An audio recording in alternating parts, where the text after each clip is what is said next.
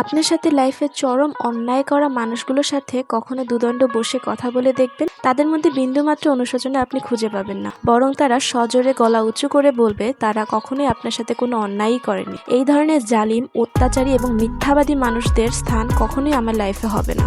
Hello everyone, কেমন আছেন আপনারা সবাই? আপনাদের সবাইকে ওয়েলকাম জানাচ্ছি নতুন আরেকটি ব্লগে। আজকের ব্লগটি আমি শুরু করেছি আমার জার্নি থেকে। এখানে সন্ধ্যার দিকে আমরা জার্নি স্টার্ট করি আর ভোরে আমরা পৌঁছে যাই। তো চলেন আমার সাথে আপনারা সবাই আমার ছোট্ট গ্রাম দিনাজপুর থেকে ঘুরে আসি। আর এই যে রাতের বেলা আমরা রওনা দিয়েছিলাম আর ভোরে আমরা পৌঁছে যাই দিনাজপুরে। ভোরে পৌঁছে ফ্রেশ হয়ে আমরা এখন চলে যাচ্ছি আমাদের হাটে মিষ্টি কিনতে। আমাদের এখানে প্রথমবারের মতো নতুন জামাই এলে সেই ক্ষেত্রে গ্রামের প্রত্যেকটি ঘরে ঘরে মিষ্টি বিতরণের একটি রেওয়াজ আছে।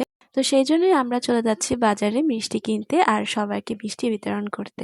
আর এই যে এখানে গ্রামের যে পরিবেশ, এই পরিবেশ আমার কাছে এত বেশি ভালো লাগে। আর এই রাস্তাটা এত সুন্দর একটা রাস্তা আর চারপাশের পরিবেশ কুয়াশায় ঢাকা, দেখতে পাচ্ছেন আপনারা।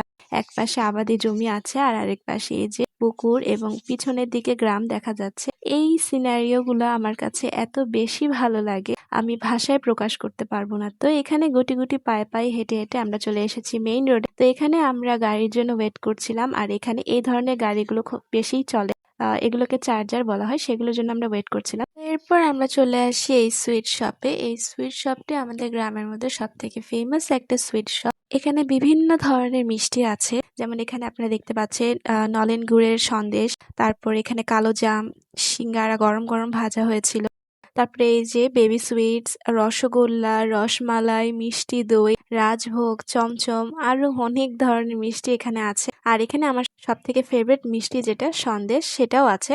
সন্দেশ মিষ্টি আমার কাছে অনেক বেশি ভালো লাগে, আমার হাজবেন্ডের তেমন একটা ভালো লাগে না। ও প্রায় আমাকে বলে যে সন্দেশ মিষ্টি কার ভালো লাগে। সন্দেশ মিষ্টি আমার ভালো লাগে কারণ অতিরিক্ত কড়া মিষ্টি আমি তেমন একটা পছন্দ করি না। তো সন্দেশের মিষ্টিটা একটু মাইল্ড লেভেলের হয়, যার কারণে আমার কাছে অনেক বেশি ভালো লাগে। তো এখানে আমার হাজবেন্ড আর বাবা দুইজনে মিলেই সুইট আইটেমগুলো সিলেক্ট করছিল যে কোনগুলো কোনগুলো তারা কিনবে। তো এগুলো সিলেক্ট করে দেওয়া হয়ে গেছে আর এখানে প্যাকেজিং এর জন্য শুরু হয়ে গেছে। এখানে অ্যারাউন্ড 20 প্যাকেটস মিষ্টি ছিল। সকালবেলায় আসার সময় আমরা প্রত্যেকটা ফ্যামিলি কাউন্ট করে এসেছি। তো এখানে আমি একটা কনসেপশন আপনাদের সাথে শেয়ার করি। আমি এতদিন ধরে ভাবতাম যে প্রত্যেকটা গ্রামে ফ্যামিলির সংখ্যা ফিক্সড করে দেওয়া থাকে গভর্নমেন্ট থেকে, যে লাইক এই গ্রামে এতজন ফ্যামিলি থাকতে পারবে, ওই গ্রামে এতজন। বাট পরবর্তীতে এটা আমি জানতে পারি যে এরকম কোনো ফিক্সড নাম্বার দিয়ে দেওয়া থাকে না, যতজন ইচ্ছা থাকতে পারে।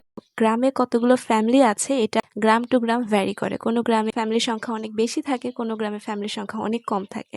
তো এটা একটা ইন্টারেস্টিং ফ্যাক্ট যেটা আমি নতুন জানতে পেরেছি। এরপর আমরা এই গ্রোসারি শপে চলে আসি আর এখানে বাবা কিছু ড্রাই ফ্রুটস কিনছিল ক্রিসমাসের জন্য। ক্রিসমাসের কিছু ডেজার্ট আইটেম বা রান্না বান্নার জন্য দরকার হয়। আর এখান থেকে আমার হাজবেন্ড আমাকে ছোট্ট একটা প্রেজেন্ট কিনে দিয়েছিল, যেটা আমার কাছে অনেক বেশি প্রেশিয়াস ছিল। তো এখানে বাবা আর আমার ভাই অলরেডি গাড়ির মধ্যে রেখে দিয়েছে মিষ্টি, আর আমার হাজবেন্ডের গুলো ও এখন রেখে দিল। এরপর আমরা গাড়িতে উঠে আবার আমাদের বাসার উদ্দেশ্যে রওনা দেই।